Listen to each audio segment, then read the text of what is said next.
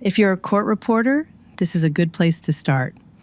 I'm going to walk you through a typical exhibit stamping workflow so you can see how Final Exhibits handles the kinds of files you're actually dealing with. A mix of PDFs, photographs, maybe some Excel files, even a video. Final Exhibits 2 was built around exactly this, the messy mix of files that show up before deposition. As you know, exhibits usually arrive in one of two ways, either as separate files or as one large PDF with everything in it. Here's how I'd handle each in Final Exhibits 2. I'll start by clicking Load Exhibits, then selecting the folder where my exhibits are stored. One important thing worth knowing, Final Exhibits loads an entire folder of documents. I can't select a subset of files from within a folder. Further, any files in a zip archive will need to be extracted first. My suggestion is to create a folder for your witness, extract your zip files into it, and load that folder as I'm doing here.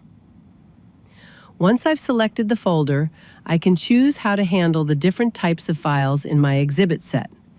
If there are photographs, I'll enable the Image option. This tells Final Exhibits to convert images to PDFs, so they can be stamped like everything else. For files that can't be stamped directly, like Excel spreadsheets or video files, I can create slip sheets. Think of a slip sheet as a placeholder PDF that represents that file, and it's what gets stamped. And if I'm dealing with oversized documents, like plans or blueprints, I can normalize those here, which brings everything down to a standard letter size. With these options checked, all my exhibits will be ready for stamping as they load. Final Exhibits loads the documents, including the converted photographs and slip sheets. You'll notice we see only the first page of each PDF exhibit. That's by design. Since the first page is what gets stickered, we only need to see that page. The files saved will be the complete PDFs, not just the first page. Now that the files are loaded, take a moment to confirm everything came in as expected. I can scroll through the documents, zoom in and out, and adjust how the exhibits are displayed.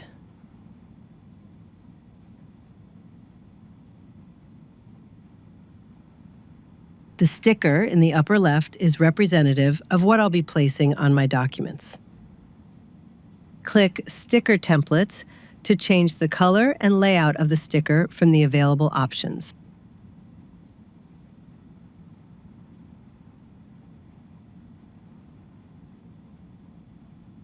I'll update the text of my selected sticker with my specific case info.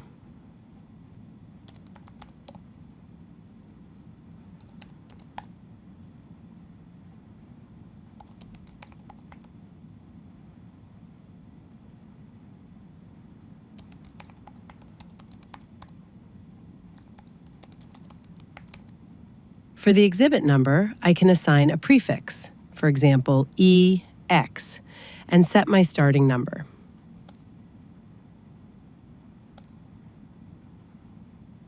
Then I drag and drop the sticker onto one of my loaded documents.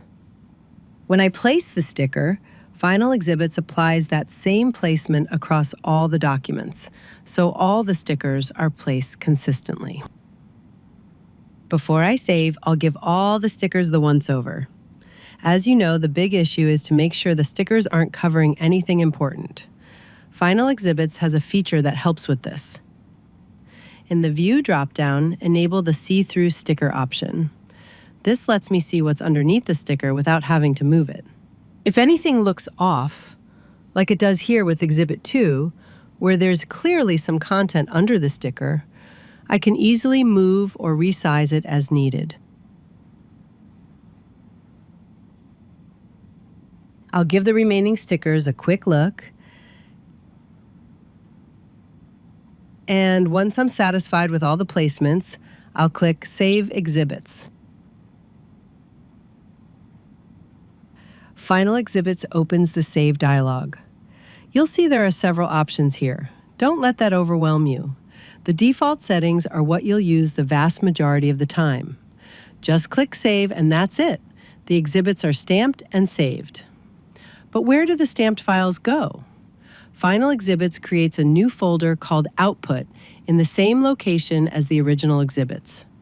Inside that Output folder, you'll find the entire set of stamped PDFs, along with copies of any original files that couldn't be stamped directly, like your Excel or video files. The contents of this Output folder are what you would be sending back to your client. This is one of the benefits of organizing by witness that I mentioned earlier. Your original clean exhibits and your stamped exhibits now live together in one folder, right where you'd expect them. So this works well when the exhibits come in separately. But what about when the client sends all their exhibits in one large PDF? In that case, I'll again click Load Exhibits and find the folder with that PDF.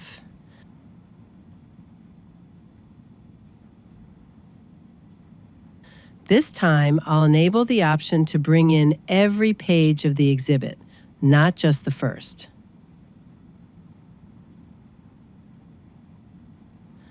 Once they're loaded, you'll note that you're now working with the entire document, every page of that PDF loaded in sequence. From here, the workflow is a little different. I'll switch to placing stamps individually and enable auto-increment numbering. I do this so each sticker I place gets the next exhibit number automatically. I'll update the case information.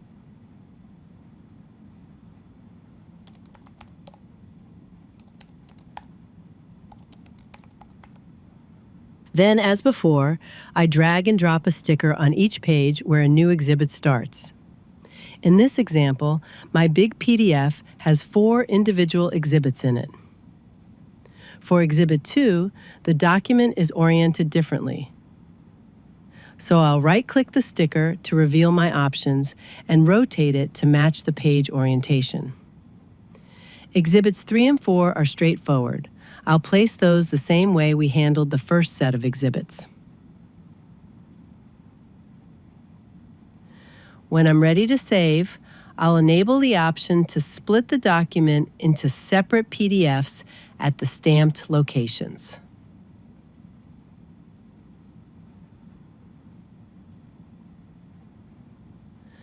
Final Exhibits uses those stickers as breakpoints, automatically creating separate stamped PDF files wherever I placed each sticker. So instead of splitting the file ahead of time, I can do it right here as I go. That covers the core Court Reporter workflow in Final Exhibits 2. Whether your exhibits arrive as separate files or one large PDF, whether they are photographs or non-PDFs, such as movies, Excel files, etc., you now have a clear path for stamping them quickly. There's quite a bit more Final Exhibits can do, but what we've covered here is what you'll reach for every day. If this looks like it would help with your workflow, give it a try for free for 14 days.